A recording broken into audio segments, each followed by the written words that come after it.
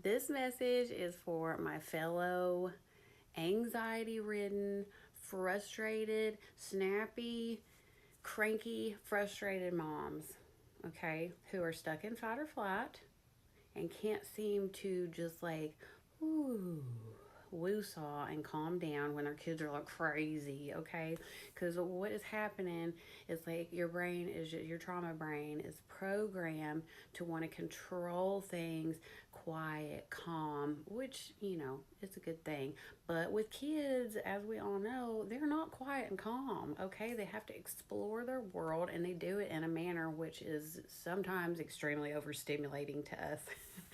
It triggers our trauma brain to kick into this control, blah, blah, blah, blah.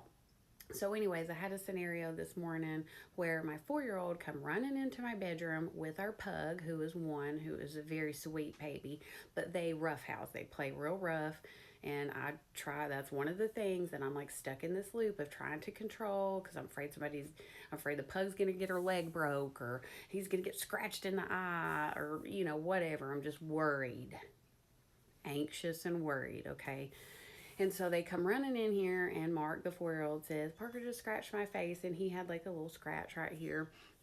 And then he like jumps under the blanket, like pulls the blanket over his head, and of course Parker starts like scratching at him, and I'm like, well, why would you do that? That's like you're gonna get scratched again. And I felt myself like start getting heated, like what the hell is wrong with him?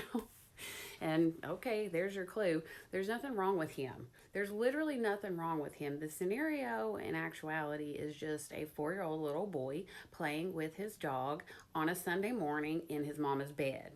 Okay, but to my trauma brain, I'm like, oh my God, why can't it just be calm? He's gonna get himself scratched and I'm gonna have to deal with it and blah, blah, blah, blah, blah.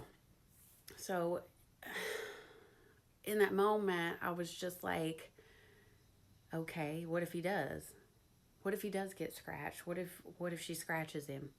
What if I just let this scenario play out? Is this a situation that I actually need to control where people's safety is at risk and I really need to like take control of this and be stern? Or is this just a little boy playing with his puppy?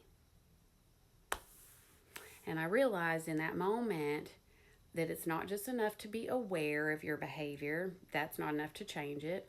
It's not enough to be aware of why you have that behavior. That won't change it. The only way to change it is to actually reprogram your thought process. And that is so much more difficult than people understand.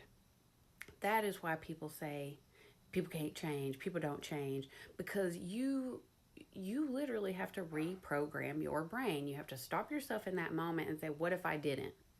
What if that's not realistic? What if what I'm thinking isn't actual reality? How could it not be reality? It's been your reality your whole life. So that's very different different way of thinking than what you're used to, and it's very difficult to change that, but it is really possible if you can just stop yourself and say, what if I didn't? What if I didn't fuss at my 4-year-old right now? What if I didn't try to control this scenario? What would happen? Worst case scenario, he might get scratched. That's it. That's it. And I have allowed my toddler, preschooler, to just explore his world without, you know? So that's my advice. It's not really advice, but I'm just telling you, for me, that was kind of like a breakthrough moment for me. What if I just didn't? What if I just didn't, bitch? What if they break the eggs?